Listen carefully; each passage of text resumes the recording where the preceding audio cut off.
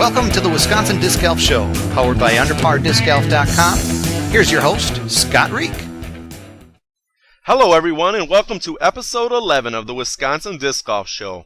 I hope everyone had a great week and is enjoying the snow that most of Wisconsin is getting today. Luckily it is not too much, and it's a little better than the layers of ice that over 180 players had the opportunity to compete in on this past weekend's 22nd annual Big Freeze.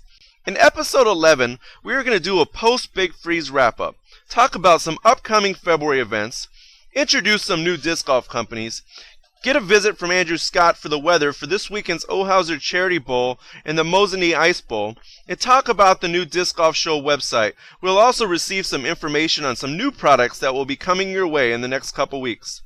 As most everyone knows by now, the 22nd annual Big Freeze was held this past weekend in Milwaukee, Wisconsin, and over 180 players showed up to play in the absolute freezing cold, with a negative wind chill, layers of sheer ice all over the course that made for huge skips, and many extra missed putts due to the sliding away from the basket factor, as the discs landed on the ice and carried many feet further than necessary.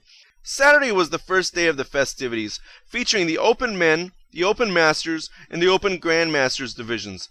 After the first round, which was played on a 24-hole layout, shooting best shot doubles, Illinois' own Brad Siegert and Fred Vroman were leading the Open Men's division, shooting a stellar 19 under, with John Drummond and his partner Critter just one stroke back.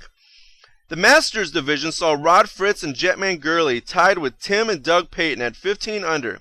The Grandmasters division saw Rod Schoenhoft and Alex Rifleman shooting a negative 17 down to take a 7-stroke lead over the next closest team. After a healthy break full of food and friendly faces, the second round was played as alternate shot. In maintaining their lead in the Open division, Brad Siegert and Fred Vroman win the Big Freeze Open title, with Sean Butler and Pat Blake shooting the hot second round of a 14 down and finishing second place only 2 strokes back. The Masters division saw a battle between Rod Fritz and partner Jetman Gurley, overtaking Tim and Doug Payton to win the Masters division. The Grandmasters division was won by 11 strokes for Team Rod Schoenhoff and Alex Rifleman. Good job to all the players in the Big Freeze division champions. As always, the Big Freeze hosts a raffle that gives away many great prizes, but the hot topic is always the Tom Holston Disc Golf Custom Basket. And this year, the Saturday basket was won by two-time world champion Barry Schultz. Well, after a long day of golf on Saturday, the Big Freeze staff turned around and did it all over again on Sunday to almost the same conditions, same amount of people, and best of all, a bunch of smiling faces. Sunday featured the Advanced Men's Division, Advanced Masters, and the Amateur Division. Usually this event has mixed doubles and women's divisions as well. And there was one team of each division pre-registered, but my source did not supply those scores, therefore I don't really have any information for those, and I do apologize about that. The amateur divisions also played 24 holes, with the first round being best shot doubles. Pat Barrett and Nate Day led the advanced division after the first round, with many teams within 1 to 2 strokes behind. The Am Masters division had a two-way tie for first between Mike Cousin and his partner Jake Shytown and Christian Fellon and partner Doug Gorman. The amateur division, which was the largest of the weekend, saw Miguel Dominguez and partner Sang Park leading with a 12 down and a 3-stroke lead over the rest of the field. Well, once the second round was over, coming from 3 strokes behind to win by 2 strokes and give themselves their third consecutive Advanced Men's Big Freeze title was Diabetic Dave Nelson and Chris Jordan from Illinois. The tight first round in the Am Masters field ended up splitting apart after the second round, giving the Am Masters title to Christian Fellon and Doug Gorman. The amateur field was maintained by Miguel Dominguez and partner Sang Park as they went on to win the amateur division by 2 strokes.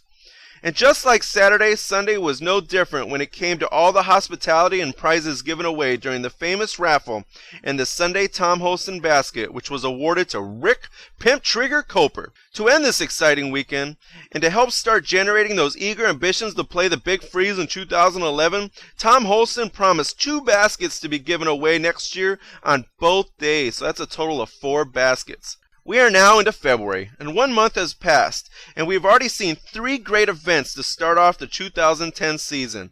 And even though February is short, the list of events is not. Here are your upcoming events for February 2010. This weekend is a casual weekend with 2 fun events taking place for the sole purpose of raising money for charity. Let's see what Andrew Scott has to say about the weather that will take place for those charity events this coming weekend.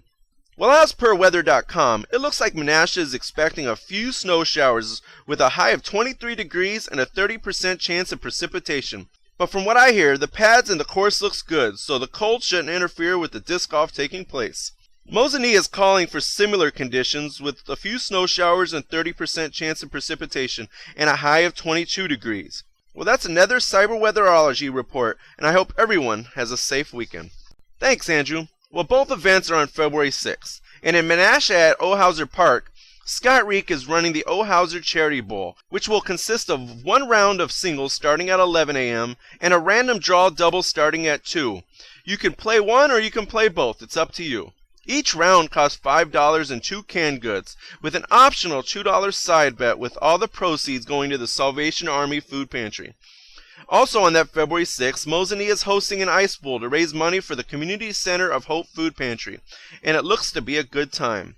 They have a goal to raise $500 or more, so even if you cannot go, a donation to their cause would be appreciated, and you can find their contact information on the screen or at the new domain of www.discgolfshow.com.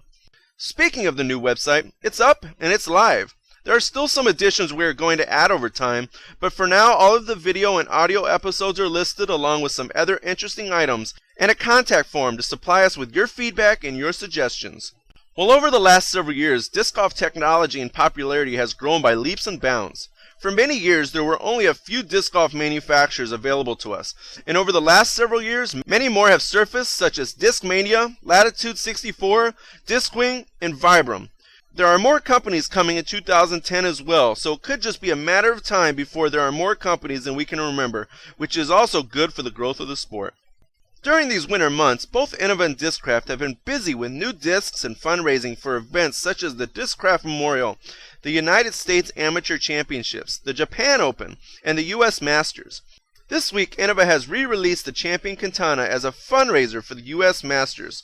Next week, Innova is also releasing the DX Start as an everyday stock disc.